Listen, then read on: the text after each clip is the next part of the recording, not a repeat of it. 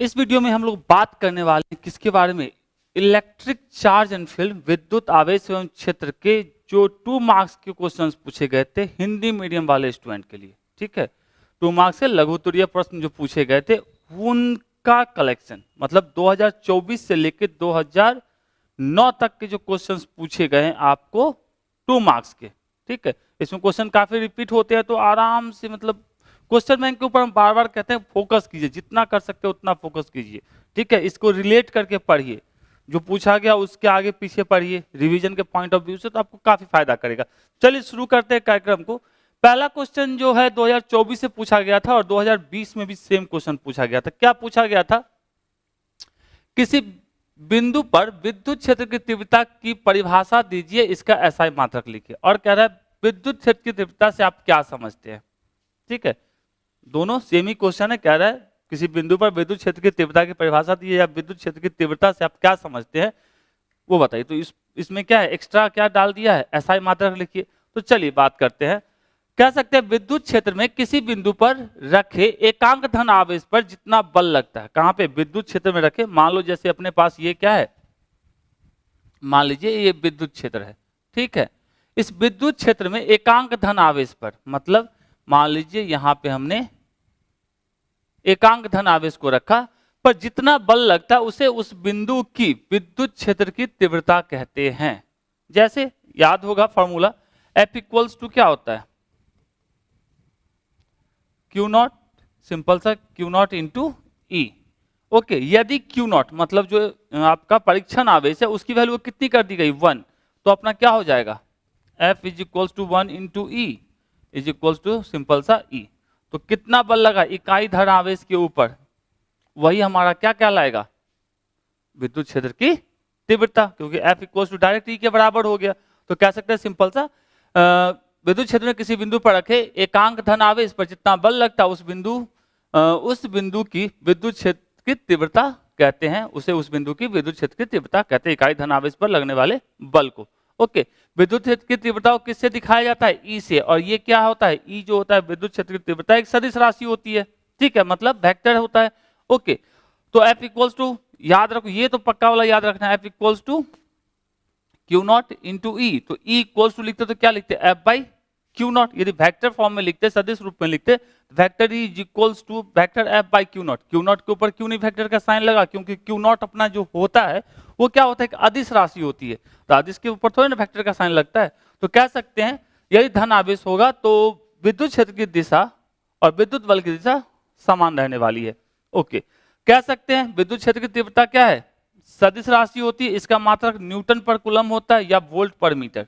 अब इसको समझते हैं न्यूटन पर कूलम और वोल्ट पर मीटर कैसे होता है थोड़ा सा, क्योंकि बार बार ऑब्जेक्टिव में आपको पूछा जाएगा। अब बात करते हैं सबसे पहले किसकी, न्यूटन पर कूलम की। फॉर्मूला अपने पास क्या होता है, E is equals to F by Q nought. F का मतलब क्या, न्यूटन, और Q नॉट का मतलब कूलम, तो न्यूटन पर कूलम। दूसरा अपना वोल्ट पर मीटर, ये सब यूनिट को ध्यान में रखिए क्योंकि यही ऑब्जेक्टिव की जान है।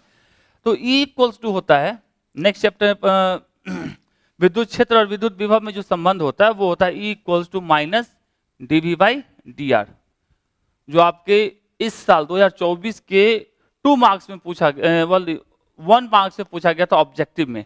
ओके, तो यहां से dV का मतलब क्या, विभवांतर, तो मतलब लिख सकते हैं वोल्ट, और dr मतलब दूरी, मतलब मीटर, इसका हम लोग लिखते हैं वोल्ट पर मीटर। तो सिर्फ याद रखना जरूरी नहीं, अपने को क्या चाहिए, सबको कैसे लाया गया उस पर भी फोकस करना है। चलिए अब बात कर देते हैं इसके विमीय सूत्र की, क्या होता है ML T-3A-1, कैसे होता है, ऐसे होता है। यदि कूलम का लिखना चाहते तो क्या लिखते, ML T-2, और सॉरी न्यूटन का लिखते ये, और कूलम का लिखते AT। तो ये अपना क्या हो जाता, सिंपल सा इसको लिखते तो लिखते ML T-3A-1,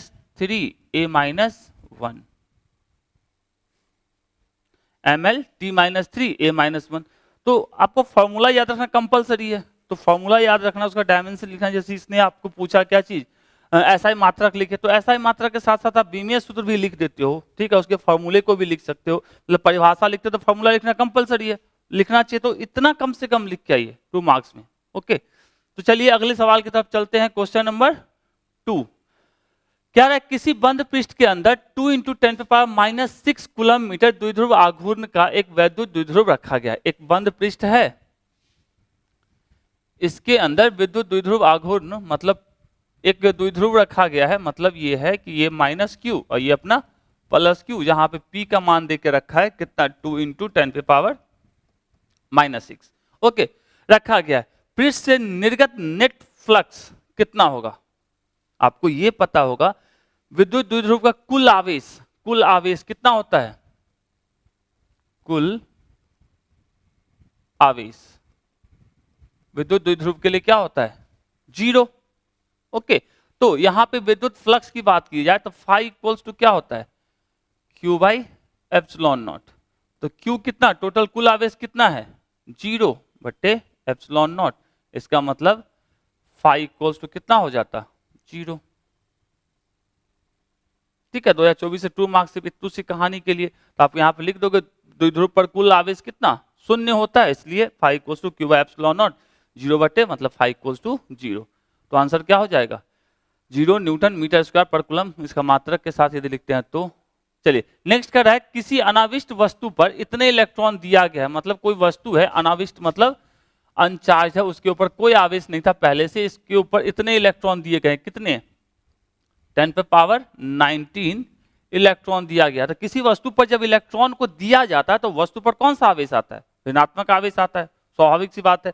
और इतने दिए गए हैं तो उस वस्तु पर उत्पन्न आवेश की गणना करें तो आवेश क्या हो जाएगा? फॉर्मूला जानते हैं, Q = चूंकि ऋणात्मक आवेश आएगा मतलब -n × E। -n कितने इलेक्ट्रॉन दिए गए हैं? 10⁻19 और E का मान कितना होता है? 1.6 × 10⁻−19। तो इस पे आ जाएगा आवेश कितना? -1.6 कूलम। कितना आ जाएगा? -1.6 कूलम का आवेश आ जाएगा वस्तु पर यदि इतने इलेक्ट्रॉन को दिया जाएगा तो आंसर क्या हो जाएगा? -1.6 कूलम। कितना इजी क्वेश्चन पूछा गया था। ओके, नेक्स्ट आते हैं 2023 में 5 सेंटीमीटर त्रिज्या के गोले पर 31.41 माइक्रो कूलम आवेश है। आवेश के पृष्ठ घनत्व की गणना करें। पृष्ठ घनत्व याद है? पृष्ठ घनत्व का फॉर्मूला क्या होता है? पृष्ठ घनत्व, इसका फॉर्मूला होता है आवेश बट्टे क्षेत्रफल। आवेश कितना दिया गया है? इतना, और क्षेत्रफल इसका निकाल लेते हैं, कौन सा है? 5 सेंटीमीटर त्रिज्या का एक गोला है। ओके, तो अपने पास जो दिया हुआ है उसकी बात कर लेते हैं पहले। क्या दिया है भैया? आवेश 5 सेंटीमीटर की त्रिज्या मतलब R = दे के रखा है 5 सेंटीमीटर। तो 5 सेंटीमीटर को हम लोग लिखते हैं 5 × 10⁻⁻2 मीटर। ओके, कितना आवेश दिया है? Q आपको दे के रखा है आवेश 31.41 माइक्रो कूलम। तो इसको हम लोग लिखते हैं 31.41 × 10⁻⁻6 कूलम। ये सब आपको पता है। ओके, तो पृष्ठ घनत्व, तो चलिए हम क्षेत्रफल निकालते हैं। A = क्या हो जाएगा? क्षेत्रफल क्या होता है? गोले का क्षेत्रफल 4πr²। 4πr², ये अपना होता है क्या चीज? क्या होता है? क्षेत्रफल होता है। तो यहां से यदि हम रखते तो क्या रखते? 4π, और r की वैल्यू कितनी है? r की वैल्यू है 5 × 10⁻⁻2 का होल स्क्वायर। अब यहां इसको पुट नहीं करेंगे, अब इसको यहां पुट करें क्योंकि कटेगा, ये शकल से ही लग रहा है कि कटेगा। तो अपना क्या हो जाएगा? आवेश कितना है? 31.41 × 10⁻⁻6। उसके बाद 4π, 4 × पाई की वैल्यू कितनी होती है पता है ना? 3.141। तो इसको और लिखते तो ये भी लिख सकते थे 4 × 3.41, 4 × 25 × 10⁻⁻4। चलिए तो इसको लिख लेते हैं 3.141 × 25 इंटू 10 पे पावर -4, तो 25 इंटू 10 पे पावर -4। ठीक है, अब इसको इससे काटोगे तो ये 10 टाइम्स में कट जाएगा, तो यहां क्या बचा ऊपर में 10 डिवाइडेड बाई 4 इंटू 25, और सब 10 के पावर को एक साथ ले आते हैं -6, और यहां से ये ऊपर जाएगा तो +4, तो ये हो गया अपना 10/100 इंटू 10 पे पावर कितना -2, और ये ऊपर जाएगा तो लिख सकते हैं 10 इंटू 10 पे पावर -4। और पृष्ठ आवेश घनत्व का मात्रक क्या होता है? पृष्ठ आवेश घनत्व का मात्रक कूलम्ब पर मीटर स्क्वायर, तो कूलम्ब पर मीटर स्क्वायर, तो 10 इंटू 10 पे पावर -4 कूलम्ब पर मीटर स्क्वायर। तो 10 पे पावर -3 डायरेक्ट भी लिख सकते हैं, इसको ऐसा चाहे तो ये भी लिखा जा सकता है 10 पे पावर -3 कूलम्ब पर मीटर स्क्वायर, एक ही बात है। ओके, तो ये हो गया क्वेश्चन नंबर 4 जो 2023 में आपसे पूछा गया था। चलिए क्वेश्चन नंबर 5 पे आते हैं। कह रहा है आवेश संरक्षण का सिद्धांत क्या है? जब 2022 में पूछा गया था, 2020 में पूछा गया, 2017 में पूछा गया था। ओके, तो आवेश संरक्षण के नियम की व्याख्या करें। क्या कहता है आवेश संरक्षण का सिद्धांत? आवेश का तो ना ही निर्माण किया जा सकता है, ना ही इसका विनाश किया जा सकता है, ठीक है ना, बनाया जा सकता है, ना ही इसको नष्ट किया जा सकता है। इसे एक वस्तु से दूसरे वस्तु पर स्थानांतरित किया जा सकता है, यही कहता है ना, ऑलरेडी पता है आपको। तो कह सकते हैं आवेश संरक्षण का सिद्धांत किसने दिया था? बेंजामिन फ्रैंकलिन ने खोजा था। ये क्या कहते हैं? इनके अनुसार विद्युत आवेश को ना तो उत्पन्न किया जा सकता है, ना ही उसे नष्ट किया जा सकता है, नहीं किया था। अतः विद्युत आवेश ब्रह्मांड में सदैव ही संरक्षित रहता है। जिसको बनाया नहीं जा सकता, जिसको खत्म नहीं किया जा सकता, वो क्या रहेगा? कांस्टेंट रहेगा। मतलब मान लो हम जन्म नहीं लिए, ठीक है, तो स्वाभाविक सी बात है मर भी नहीं रहे, तो न जन्म ले रहे हैं न मर रहे हैं, तो हम तो रहेंगे ही ना, तो मतलब हमेशा वो रहने वाला है, ना ही खत्म नष्ट किया जा सकता है, ना उत्पन्न किया जा सकता है। तो कह सकते हैं इसे केवल क्या कर सकते हैं? आवेश को केवल एक वस्तु से दूसरे वस्तु में स्थानांतरित किया जा सकता है। जैसे यदि हम बात करें आवेश के संरक्षण के सिद्धांत के हिसाब से, यहाँ पे NaCl यदि इस जगह बोले तो आवेश कितना? 0। इसके ऊपर आवेश बोले तो कितना है? +1। इसके ऊपर आवेश कितना है? -1। तो लेफ्ट हैंड साइड आवेश कितना?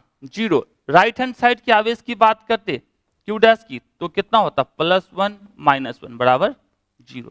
तो क्या था? आवेश को थोड़े ना प्लस माइनस दोनों वापस में भी क्या है? फाइनल में भी अपना आवेश शून्य ही है। पहले भी आवेश क्या था? शून्य था। तो आवेश संरक्षण का सिद्धांत क्या कहता है?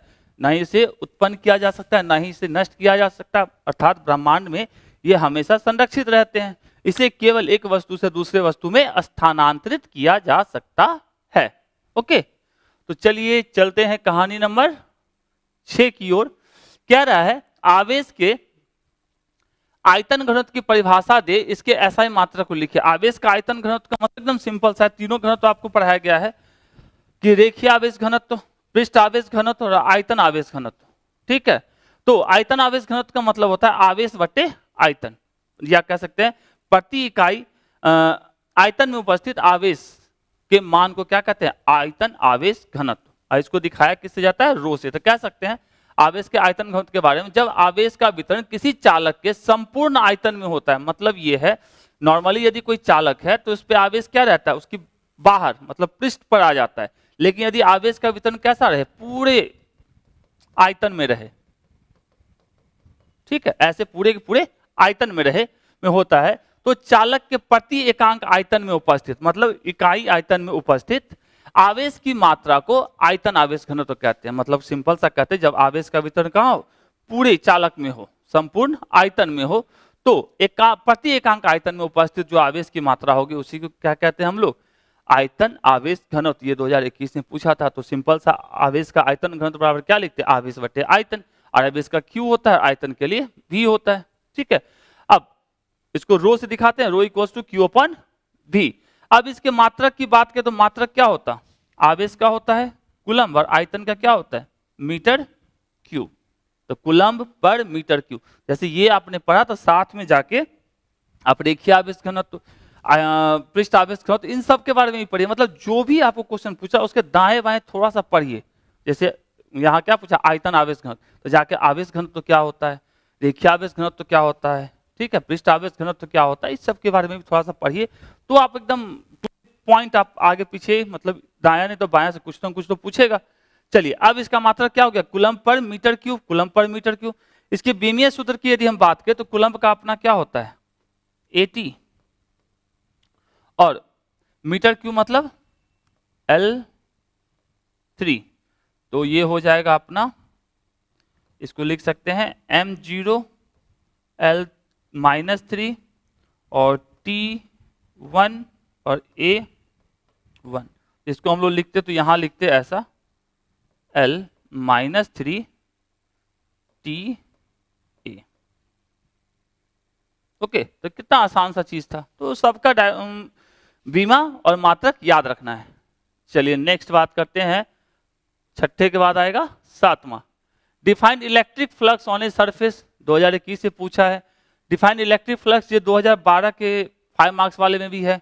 और कह सकते हैं विद्युत फ्लक्स की परिभाषा दीजिए, इसका ऐसा मात्रक लिखिए, विद्युत फ्लक्स की परिभाषा दीजिए, किसी सतह विद्युत फ्लक्स की परिभाषा दे, और विद्युत क्षेत्र के फ्लक्स से आप क्या समझते हैं। ये सारे के सारे क्वेश्चन 18, 19, 12 और 21 सब में आपसे पूछा गया। सिर्फ ये है कि 5 मार्क्स वाले में भी ये हिस्सा था, 2012 के जो 5 मार्क्स का था क्वेश्चन उसके अंदर ये हिस्सा था। तो चलिए विद्युत फ्लक्स को समझते हैं सीधा सीधी। विद्युत क्षेत्र में रखी हुई सतह से, यदि ये क्या है हमारे पास एक विद्युत क्षेत्र है, ये क्या है अपना एक विद्युत क्षेत्र है, ओके, विद्युत क्षेत्र में रखी हुई सतह से सतह के अभिलंब दिशा से गुजरने वाली विद्युत क्षेत्र रेखाओं की संख्या को कह सकते हैं सतह के अभिलंब दिशा, मतलब ये सतह है, ठीक है, ये अपना सतह है, तो सतह का क्षेत्र की दिशा क्या होगी या इसके अभिलंब की दिशा ये होगी। इस दिशा में कितनी विद्युत क्षेत्र रेखाएं गुजर रही है, इस दिशा से अभिलंब की दिशा से गुजरने वाले कुल विद्युत क्षेत्र रेखाओं की संख्या को क्या कहते हैं, तो विद्युत फ्लक्स कहते हैं। तो कह सकते हैं रेखाओं की कुल संख्या को विद्युत फ्लक्स कहते हैं, या विद्युत क्षेत्र का गुण है, यह विद्युत क्षेत्र का गुण होता है, ये टर्म को याद रखेंगे। चलिए फाई इक्वल्स टू क्या होता है ई डॉट ए, यदि छोटा सा एरिया आप ले मतलब कंप्लीट एरिया की बात करते हैं, यदि पूरा का पूरा क्षेत्रफल कितना है ए है, तो यहाँ पे फाई की वैल्यू क्या होती है ई डॉट ए।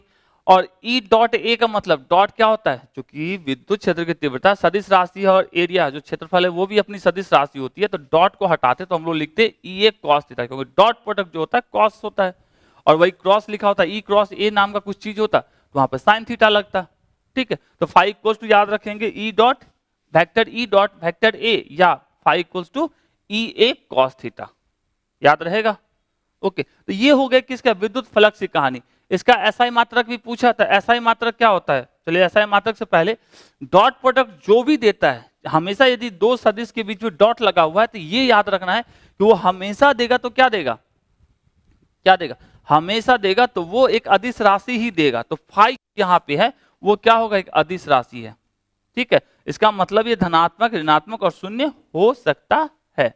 अब आ जाते हैं इसके मात्रक पे, तो मात्रक क्या है, न्यूटन मीटर स्क्वायर पर coulomb, volt metre, joule metre पर कूलम और गॉस। तो गॉस तो आपको याद रखना है, बाकी सबको एक एक करके देखते हैं। चलिए सबसे पहले हम लोग बात करें न्यूटन मीटर स्क्वायर पर कूलम की। तो विद्युत क्षेत्र का ई ए कॉस थीटा का तो कोई मात्रक होता नहीं है, तो विद्युत क्षेत्र का क्या होता है न्यूटन पर कूलम, और ये अपना क्या है एरिया है, क्षेत्रफल है, तो इसका मीटर स्क्वायर। तो इसको हम लोग लिखते तो क्या लिखते, न्यूटन पर कूलम मीटर स्क्वायर, या न्यूटन मीटर स्क्वायर पर कूलम, न्यूटन मीटर स्क्वायर पर कूलम। दूसरा यदि हम बात करते, इसको हम लोग न्यूटन मीटर और इसको मीटर पर कूलम, इसको भी सही से लिख लेते हैं जैसा आपको लिखा गया है। तो इसको लिखते न्यूटन मीटर स्क्वायर पर कूलम। अब इसमें क्या है, मीटर स्क्वायर को अलग अलग कर दिया, तो न्यूटन इंटू मीटर क्या बनता है जूल, तो इसको हम लोग लिख सकते हैं जूल मीटर पर कूलम, तो जूल मीटर पर कूलम, ठीक है। अब बात करते हैं वोल्ट मीटर की, ये वाला पक्का वाला याद रखिएगा, वोल्ट पर मीटर विद्युत क्षेत्र का होता है और वोल्ट मीटर विद्युत फ्लक्स का होता है। तो चलिए वोल्ट मीटर की यूनिट की बात करते हैं, अभी जस्ट पीछे दिखाए थे आपको ई ए, और इसका ई का अभी जस्ट पीछे निकाले तो वोल्ट पर मीटर और एरिया का मीटर स्क्वायर, तो ये यहां से क्या हो जाएगा वोल्ट, ये से ये साफ, तो वोल्ट मीटर। ये याद रखेंगे, वोल्ट मीटर किसका, विद्युत फ्लक्स का, वोल्ट पर मीटर किसका होता है, विद्युत क्षेत्र की तीव्रता का, तो वोल्ट पर मीटर, तो वोल्ट मीटर। और गॉस तो अपना होता है, उसको याद रखना है।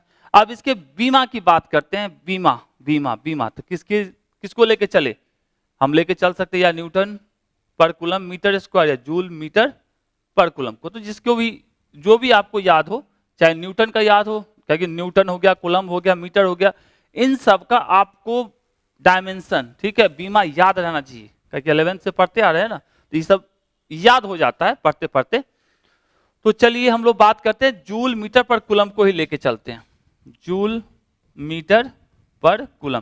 तो जूल का होता है हमारा ml/2t-2, मीटर के लिए हो जाता है L और कूलम के लिए हो जाता है AT-1। कूलम पे पावर कितना है, -1 है। अब इसको लगा देते हैं, एक साथ लिखेंगे तो क्या लिखेंगे, m, L यहाँ 2 है, एक यहाँ L है, तो मतलब L3, T यहाँ -2 है, यहाँ पे T -1 है, मतलब T-3 और A-1, ml3 T-3 ml3 T-3 A-1, या A के जगह पे आपका I भी लिखा हो सकता है, इसके लिए कोई झंझट नहीं है। क्या याद रखना है, याद तो रखना ही है, डायमेंशन को कभी याद नहीं रखना है, ठीक है। ये सब जैसे वोल्ट मीटर या वोल्ट पर मीटर, ये सब आप याद रख सकते हो, गॉस याद रख सकते हो, लेकिन न्यूटन मीटर स्क्वायर पर कूलम या जूल मीटर पर कूलम, इसको याद रखने की जरूरत है। ये सब क्या है कि प्रैक्टिस करते करते करते करते करते करते आपको याद हो जाएगा। ओके, तो प्रैक्टिस अभी तक किए होंगे, 11th से 12th में आगे कितने महीना बच गया, 4 महीने के बाद आपका एग्जाम है, तो स्वाभाविक सी बात है इतना तो जरूर याद होगा। तो ये हो गया अपना कहानी। तो थोड़ा सा फिगर को सफाई कर देते हैं। तो छोटा सा फिगर बनाइएगा और इसका फॉर्मूला लिख दीजिएगा, थोड़ा सा उसके बारे में डिटेल लिख दीजिएगा कि पूरा क्लियर रहे। नहीं भी लिखते तो कम से कम पढ़ कर रहिए, क्योंकि इसमें से क्या पूछे आपको सिर्फ इसलिए नहीं पता जाए कि ये क्वेश्चन का आंसर क्या है, आपको ये बताया जाए कि इसके आसपास कुछ भी पूछेगा तो आप ज्यादा से ज्यादा उसके बारे में जान कर रखो। तो ये सब आप नोट करके रखिए, ठीक है। यूनिट आपको पूछना, डायमेंशन पूछना, फॉर्मूला पूछना, ये सब कॉमन है, पूछेगा ही, चाहे ऑब्जेक्टिव पूछे या 2 मार्क्स में पूछे। नेक्स्ट क्वेश्चन की बात करते हैं। इसमें कह रहा है व्हाट इज इलेक्ट्रिक डायपोल, वैद्युत द्विध्रुव क्या होता है, ठीक है। वैद्युत द्विध्रुव क्या है, एक व्यवस्था है किसकी, 2 आवेशों की, जिसमें एक धन आवेश दूसरा ऋण आवेश, लेकिन दोनों के परिमाण क्या होते हैं, मान जो होते हैं वो बराबर होते हैं। मतलब मान लो एक 1 कूलम का तो दूसरा -1 कूलम का होगा। ओके, तो कह सकते हैं विद्युत द्विध्रुव के बारे में, जब समान परिमाण के 2 आवेश जो प्रकृति में विपरीत का मतलब क्या, एक आपका धन आवेश और दूसरा ऋण आवेश, अर्थात एक ऋणात्मक था दूसरा धनात्मक आवेश को अल्प दूरी पर रखा जाता है। मतलब इन दोनों को, जैसे ये मान लो अपना ऋणात्मक आवेश, ये अपना धनात्मक आवेश, जब इन दोनों को अल्प दूरी पर रखा जाता है, मतलब 2a की दूरी पर रखा जाता है, तो इस प्रकार बने निकाय को, इस प्रकार की व्यवस्था को क्या कहा जाता है, विद्युत द्विध्रुव कहते हैं। सिंपल सा, समान परिमाण एवं प्रकृति में विपरीत आवेश, मतलब दोनों का मान समान होना चाहिए। मतलब एक यदि +q आवेश का है तो दूसरा क्या होना चाहिए, -q आवेश का, लेकिन प्लस माइनस क्या है, एक दूसरे के विपरीत है, एक ऋणात्मक एक धनात्मक है। तो ऐसे ही निकाय या व्यवस्था को क्या कहते हैं हम लोग, विद्युत द्विध्रुव कहते हैं। अब ये विद्युत द्विध्रुव के कारण देखो, ये अपना क्या है, कह सकते हैं ये अपना +q, ये अपना -q, ठीक है। तो इसके प्लस से क्या होगा, विद्युत क्षेत्र रेखाएं निकलेगी और माइनस को जाएगी। भले इसके ऊपर कुल आवेश, एक में +q को -q दोनों को एक साथ जोड़ोगे तो कितना आएगा, कुल आवेश 0 होगा। तो दोनों का आवेश जरूर 0 होता है। कह सकते हैं विद्युत द्विध्रुव पर कुल आवेश क्या होता है, 0 होता है। अभी जस्ट पीछे क्वेश्चन में काम भी किए थे, लेकिन इसका विद्युत क्षेत्र 0 नहीं होता है। मतलब कह सकते हैं इसके विद्युत क्षेत्र को द्विध्रुव क्षेत्र कहते हैं। विद्युत क्षेत्र E का मान 0 नहीं होता है। आप लोग पढ़े होंगे इस चैप्टर के अंदर, विद्युत द्विध्रुव से अक्षीय रेखा पे, निरक्षीय रेखा पे किसी बिंदु पर द्विध्रुव, मतलब विद्युत क्षेत्र की तीव्रता का मान। तो मतलब विद्युत क्षेत्र का तो मान होता है, लेकिन आवेश क्या होता है, कुल आवेश विद्युत द्विध्रुव के ऊपर 0, ऑलरेडी पहले यूज कर चुके हैं। दूसरा, लेकिन विद्युत क्षेत्र 0 नहीं होता है, और जो 0 नहीं होता उसको कहते हैं द्विध्रुव क्षेत्र। ओके, ऐसा ही फिगर बनेगा, विद्युत द्विध्रुव क्षेत्र के लिए। तो उम्मीद करते हैं समझ में आया विद्युत द्विध्रुव किसे कहते हैं, 1915 में पूछा था। चलिए नेक्स्ट कह रहा है विद्युत बल रेखाओं के दो गुण लिखे। विद्युत बल रेखाएं क्या बताती है आपको, विद्युत क्षेत्र की दिशा बताती है। इकाई धनावेश को यदि विद्युत क्षेत्र रेखाओं के बीच में रख दोगे तो उसके ऊपर जो बल लगेगा या धन आवेश के ऊपर जो बल लगेगा वो क्षेत्र रेखाओं की दिशा में लगेगा। तो कह सकते हैं विद्युत बल रेखाएं धनात्मक आवेश से प्रारंभ होकर ऋणात्मक आवेश पर समाप्त होती है। मतलब यहां देखेंगे तो कहां से स्टार्ट हुआ, प्लस से स्टार्ट हुआ, माइनस में जाके खत्म हो गया। जब नहीं खत्म होगा, यदि इसके आसपास माइनस नहीं होगा तो ये अनंत पे जाके खत्म होगा। ओके, मतलब अनंत तक जाएगा। दूसरा चीज, विद्युत बल रेखाएं धनात्मक या ऋणात्मक वस्तुओं की सतह के लंबवत होती है। यहाँ यदि गौर से देखोगे तो ये जो क्षेत्र रेखाएं हैं ये क्या है, लंबवत हैं इस सतह के ऊपर। तो विद्युत क्षेत्र रेखाएं जो होती है आवेशित वस्तु पर क्या होती है, लंबवत होती है। नेक्स्ट बात करें, विद्युत बल रेखाएं कभी भी एक दूसरे को नहीं काटती है। मतलब कहीं पे भी दिख रहा है एक दूसरे को काटता हुआ, टहल के बाजू से निकल जाएगा लेकिन काटेगा नहीं। नेक्स्ट बात करें, किसी बिंदु पर विद्युत बल रेखा की स्पर्श रेखा उस बिंदु पर विद्युत क्षेत्र की दिशा को बताती है। मतलब ये है कि यदि यहाँ पे हम स्पर्श रेखा खींचते हैं तो ये आपको बताएगा विद्युत क्षेत्र की दिशा को। ओके, तो आपको कितने, 2 गुण पूछे गए थे, 4 है, 4 में से जो पसंद है, नहीं काटती है ये याद रख लीजिए। दूसरा, धन आवेश से प्रारंभ होकर ऋण आवेश पर खत्म होती है या अनंत पर जाकर खत्म होती है। तो चारों में से 2 तो कम से कम पढ़ना है, तो चारों ही इजी है। नेक्स्ट हम लोग बात करते हैं, किसी गॉसियन पृष्ठ में -q + 2q और -q आवेश है, पृष्ठ में से परिणामी विद्युत फ्लक्स की गणना करें। चलिए, तो सबसे पहले अपने को फाई की वैल्यू क्या हो, ये चलिए मान लीजिए एक पृष्ठ है, इस पे क्या है +2q -q और -q, ये आवेश रखे गए। तो कुल आवेश की बात करें तो कुल आवेश कितना होगा, q = +2q -q, मतलब कितना आया, 0। कुल आवेश कितना है, 0। तो फाई = क्या होता है, सिंपल सा q / ε0। कुल आवेश कितना है, 0/ε0, मतलब क्या आ गया, 0। तो फाई की वैल्यू क्या आ जाएगी, 0।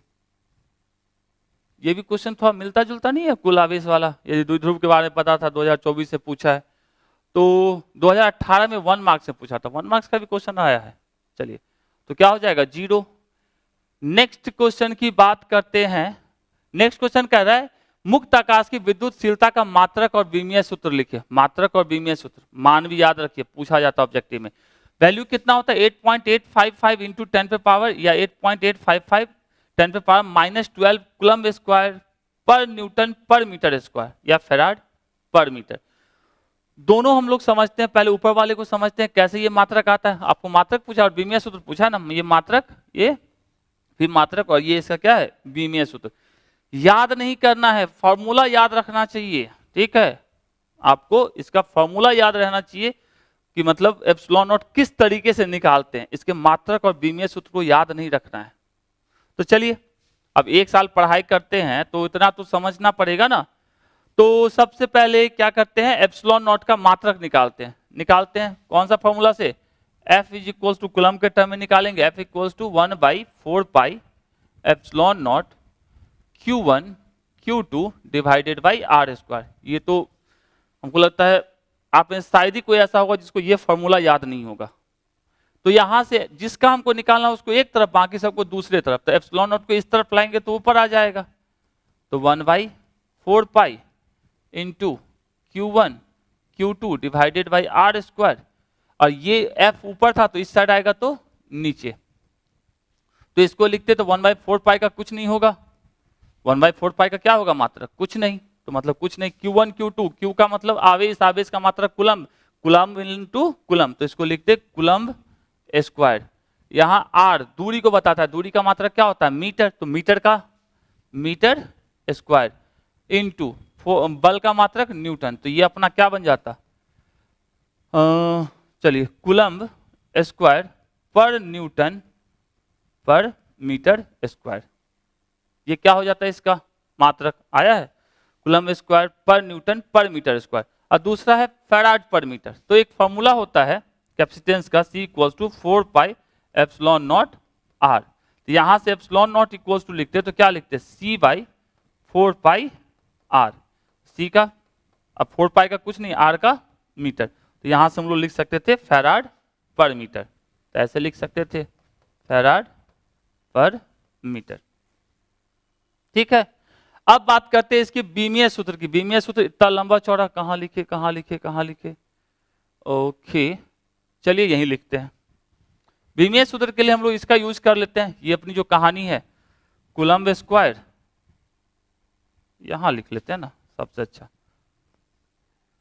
कूलम्ब स्क्वायर और क्या है पर न्यूटन और पर मीटर स्क्वायर। ये वाला अभी ऑलरेडी निकाले हैं, अब इसी को यूज करेंगे। कूलम्ब का अपना होता है AT या IT का स्क्वायर, न्यूटन का होता है MLT माइनस 2 माइनस 1 और मीटर का हो जाता है L माइनस 2। तो ये अपना क्या हो जाएगा, m वाला खोजते हैं m पे पावर -1, तो सिंपल सा m पे पावर -1। अब L की बात करते हैं, L यहाँ -2, यहाँ L पे पावर -1, तो L पे पावर -3। T की बात करते हैं, T पे यहाँ 2, T पे यहाँ माइनस ऊपर जाएगा तो +2 हो जाएगा, तो 2 और 2 T पे पावर 4। और आ जाते हैं A के ऊपर कितना है 2, A तो और कहीं नहीं है, तो A पे पावर 2। तो अपना क्या हो जाएगा m-1 L-3 T4 A2, ध्यान रहेगा। तो फॉर्मूला ये वाला 4 पाई एप्सिलॉन नॉट या F इक्वल्स टू दिस है, तो ये सब याद रखिए। ऑलरेडी आपका जो ऑब्जेक्टिव दिया गया है इस चैप्टर का, तो उसके अंदर भी सबसे पहले आपको ऑब्जेक्टिव के अंदर ही फॉर्मूले का पूरा लिस्ट दिया गया है, जो फॉर्मूला एनी हाउ आपको याद रहना चाहिए। ठीक है, तो चलिए अगला क्वेश्चन के ऊपर चलते हैं। क्या रहा है, वायुमंडल वैद्युत उदासीन नहीं होता है, समझाएं क्यों। देखिए वायुमंडल में क्या होते हैं, बहुत सारे गैसेस होते हैं, H2O, O2, O3, N2, CO2 और N2। तो ये सब गैसेस जो अपने होते हैं, जब सूर्य का प्रकाश इनके ऊपर पड़ता है तो ये आयनीकृत हो जाते हैं। आयनीकृत हो गए मतलब आवेशित हो जाते हैं, इसलिए वायुमंडल को उदासीन नहीं कहा जाता है। तो कह सकते हैं वातावरण विद्युतीय रूप से उदासीन तटस्थ नहीं है, क्योंकि हम जानते हैं कि वायुमंडल में 78% क्या होता है नाइट्रोजन, 21% ऑक्सीजन के अलावा आर्गन, कार्बन डाइऑक्साइड, जलवाष्प, धूल कण, सल्फर के यौगिक ETC आदि क्या होते हैं मौजूद होते हैं। ये सभी अणु सूर्य के किरणों से टकराकर आयनीकृत हो जाते हैं, मतलब टूट जाते हैं, हो जाते हैं, जिससे वायुमंडल वैद्युत उदासीन नहीं रहता है। तो जो ही सूर्य का प्रकाश इसके ऊपर पड़ेगा, H2O पे पड़े चाहे CO2 के ऊपर पड़े, तो ये क्या हो जाएंगे आयनीकृत हो जाएंगे। केमिस्ट्री में पढ़े हैं कैसे होते हैं, HCl जैसे है तो H+Cl- ऐसा हो जाएगा। तो आवेश तो आ गया ना, इससे कहा जाता है वायुमंडल उदासीन नहीं होता है। तो चलिए उम्मीद करते हैं सिंपल सा उदासीन क्यों नहीं होता है। तो 2018 में आपसे पूछा गया था। चलिए आगे चलते हैं। 2017 में विद्युत द्विध्रुव के कारण विद्युतीय बल रेखाएं खींचे। तो विद्युत द्विध्रुव के कारण विद्युतीय बल रेखाएं साफ साफ दिख रहा है, तो भी हम इधर खींचते हैं। मान लीजिए ये अपने हमने माना +Q और यहां पे हमने मान लिया -Q। विद्युत द्विध्रुव अभी जस्ट देखे थे। अब +Q से विद्युत क्षेत्र रेखाएं निकलेंगी -Q की तरफ, यहां से निकलेंगी ऐसे, यहां से ऐसे यदि बोला जाए, और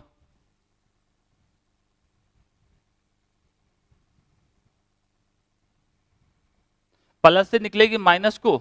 अब यहां से ऐसे आप इसको दिखा दीजिए। तो जितना इसके ऊपर लाइंस खींचेंगे विद्युत क्षेत्र रेखाओं की संख्या जितनी +Q के ऊपर होगी, उतना ही -Q के ऊपर भी दिखाएंगे।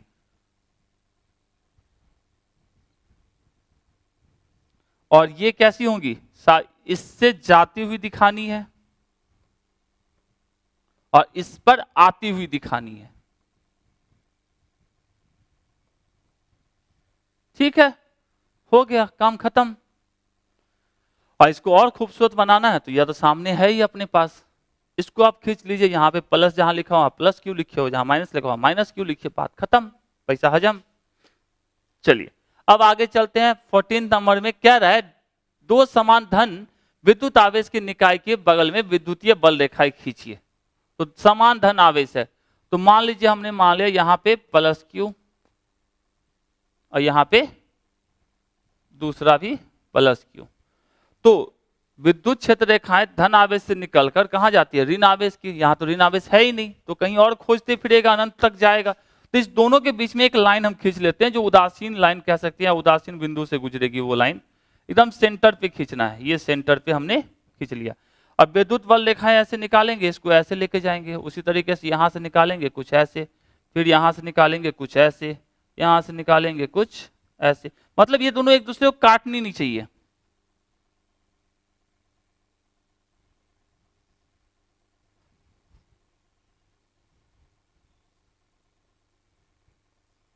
ठीक है, और ये सारी की सारी क्या होंगी, बाहर की तरफ, क्योंकि क्या है अपना प्लस है। उसी तरह दूसरा इसके लिए खींचते तो कैसा खींचते, ये भी बाहर की तरफ। ठीक है, और कितने लाइन से, 3 3 6,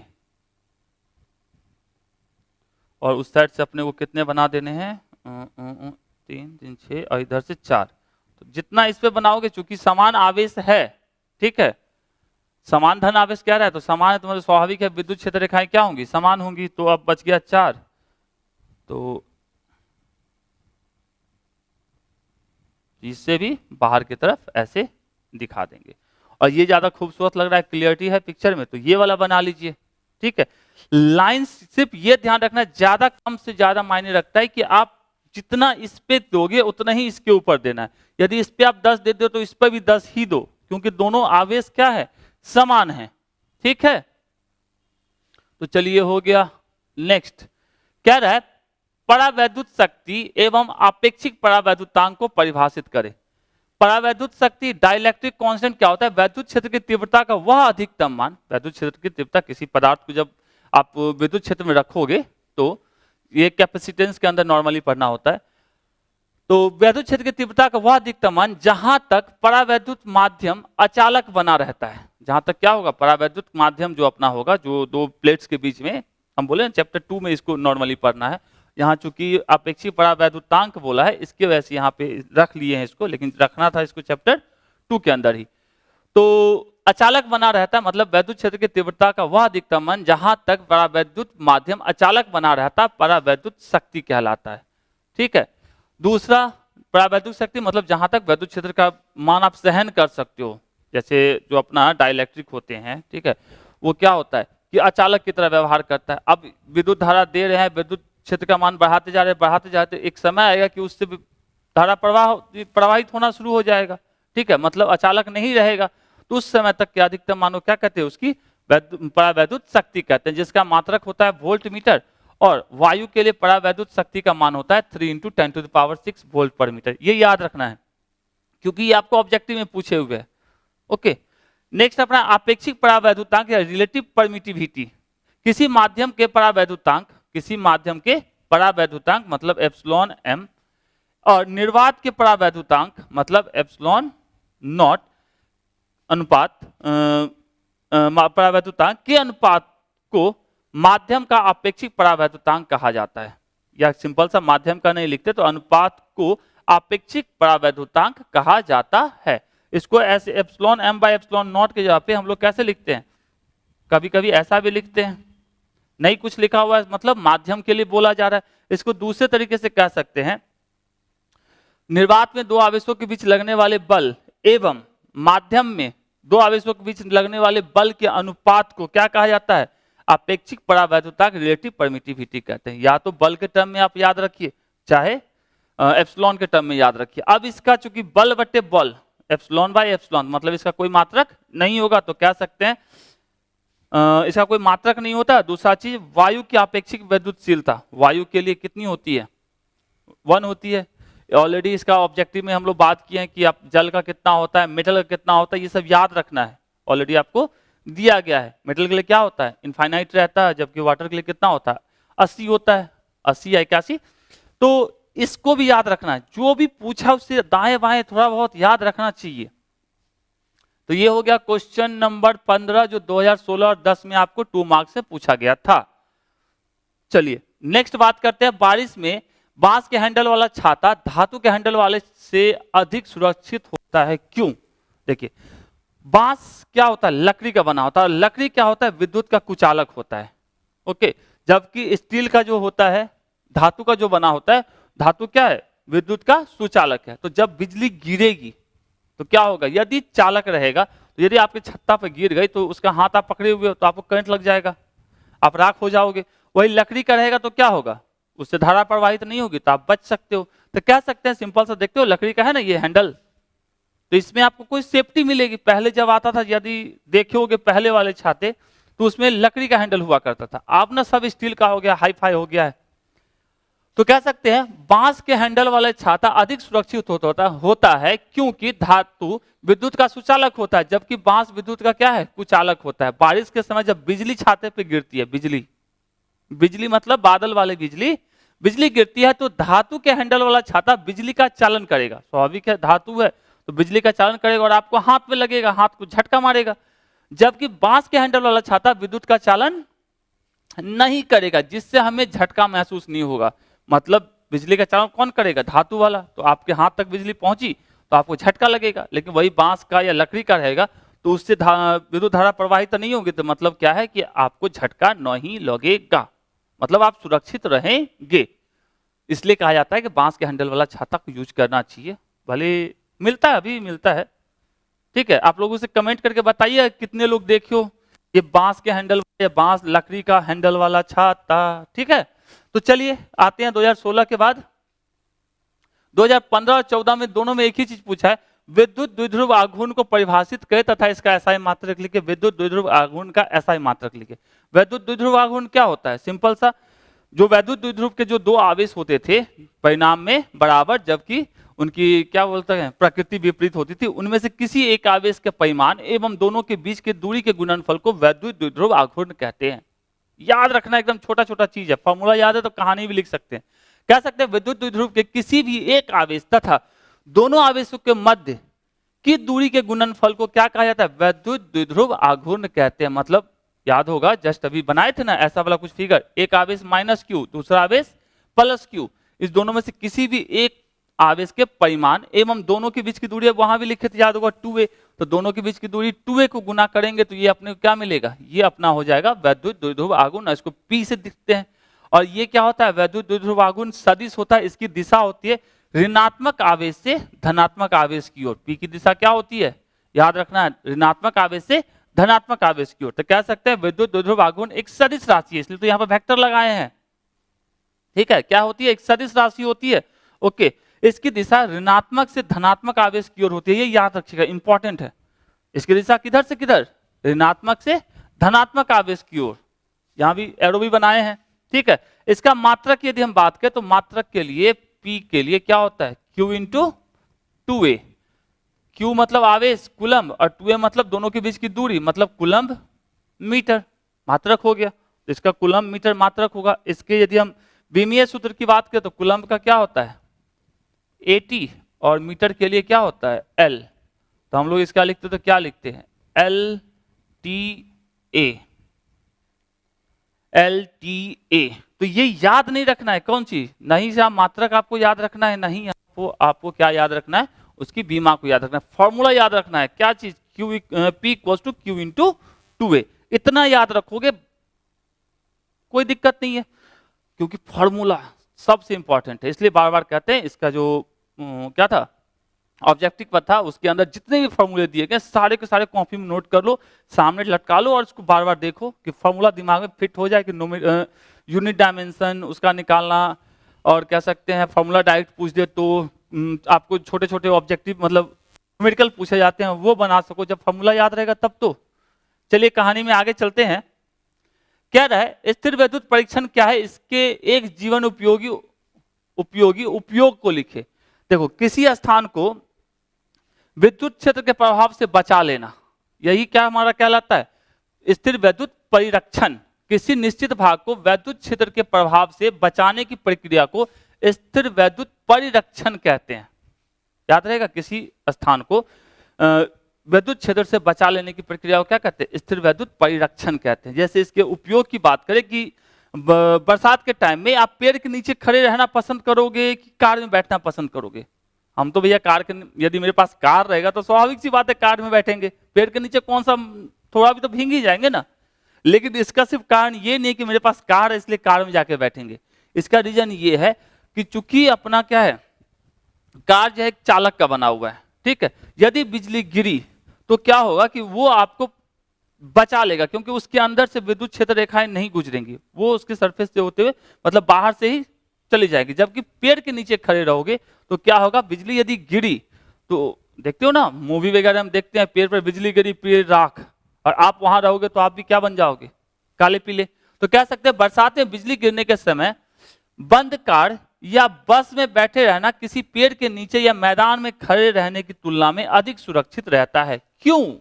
क्योंकि चालक के अंदर के खोखले भाग में स्थिर कण या आवेश बाह्य क्षेत्र के प्रभाव से परिरक्षित रहता है। मतलब उसके अंदर यदि मान लो ये अपने पास क्या है, एक चालक है, इसके अंदर मान लो Q आवेश रख दिए, और यदि आप विद्युत क्षेत्र रेखाओं के बीच में इसको आप रख दो तो क्या होगा, ये क्षेत्र रेखाएं यहां के खत्म होंगी और यहां से नई रेखाएं शुरू हो जाएंगी।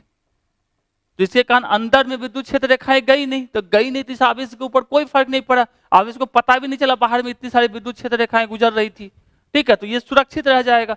यदि आप पड़ गए तो क्या होगा, आप चार्ज हो जाओगे। तो उम्मीद करते हैं स्थिर विद्युत परिरक्षण सिंपल सा है, किसी स्थान को निश्चित भाग को क्या है, विद्युत क्षेत्र के प्रभाव से बचाने की क्या है, अपना प्रक्रिया है।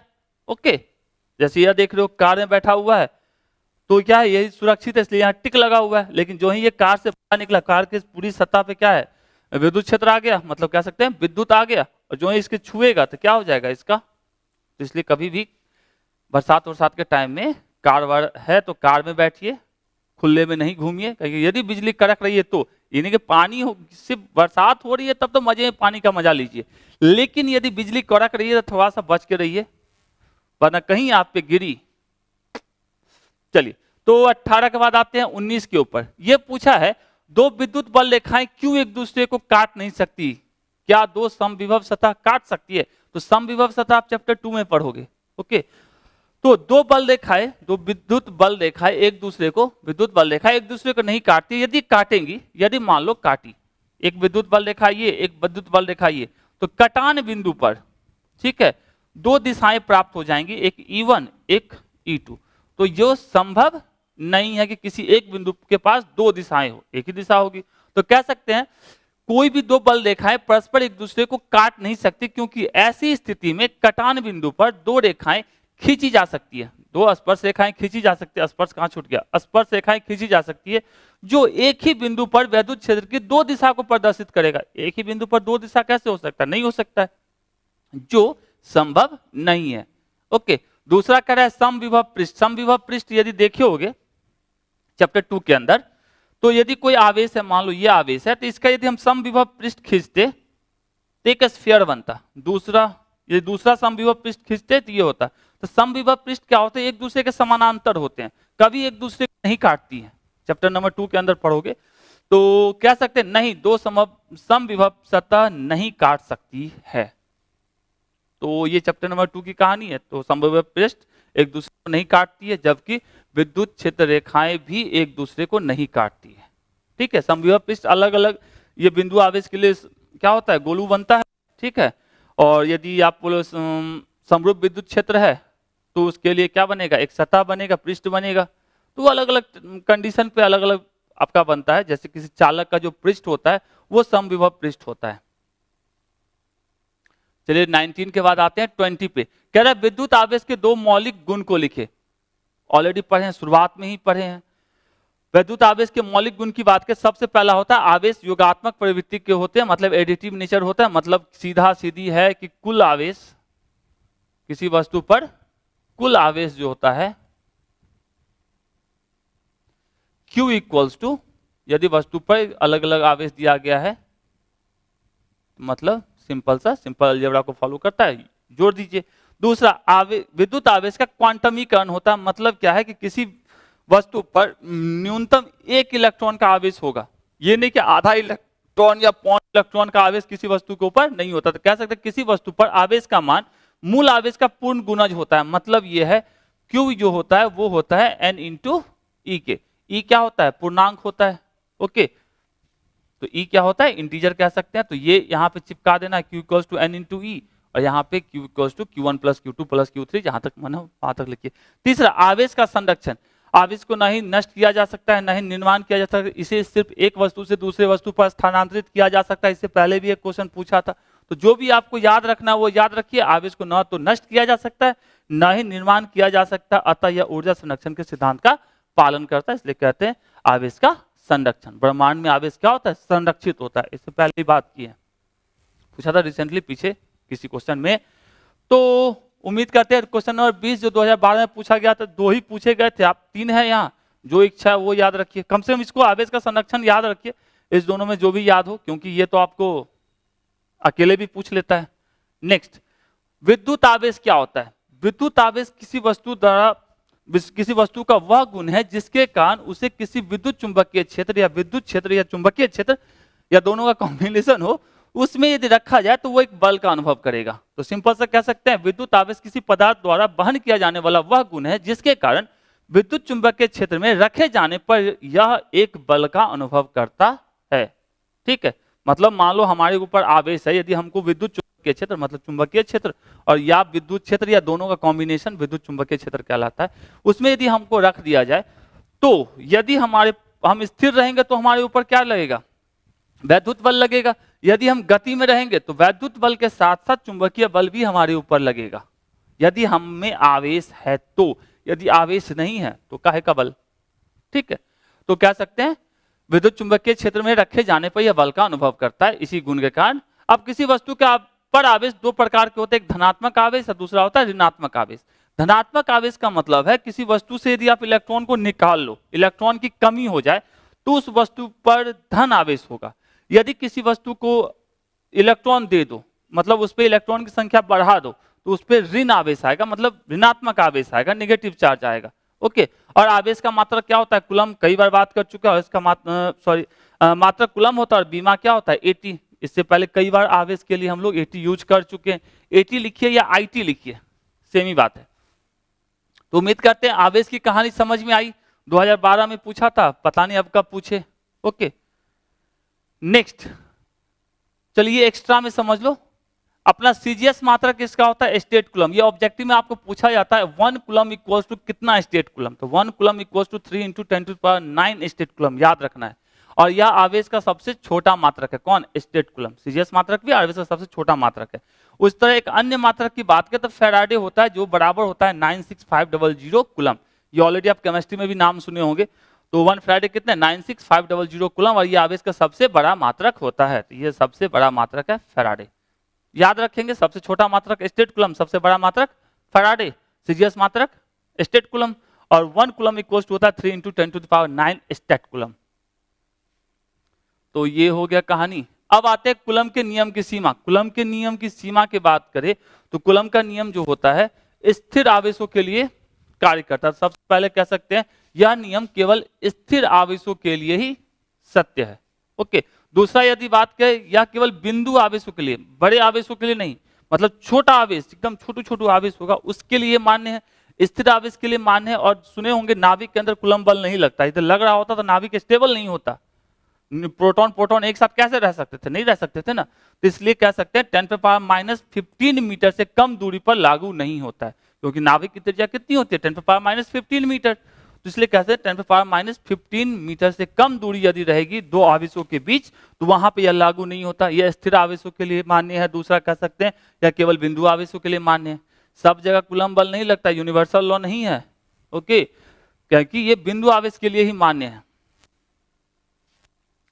नेक्स्ट कह रहा है विद्युत क्षेत्र के लिए अध्यारोपण सिद्धांत को लिखिए एवं समझाए। अध्यारोपण का सिद्धांत ये कहता है यदि कहीं पे बहुत सारे आवेश हैं, मान लो Q1 Q2 Q3 बहुत सारे आवेश हैं, और हम चाहते हैं किसी एक बिंदु P के ऊपर इस तीनों आवेश के कारण विद्युत क्षेत्र क्या हो, तो ये इस तीनों आवेश का इसके कारण जो विद्युत क्षेत्र होगा उसकी दिशा मान लो E1 है, इसके कारण जो विद्युत क्षेत्र होगा मान लो इसकी दिशा E2 है, मान E2 है और दिशा ये है, और इसके कारण जो वैद्युत क्षेत्र होगा उसकी दिशा मान लीजिए।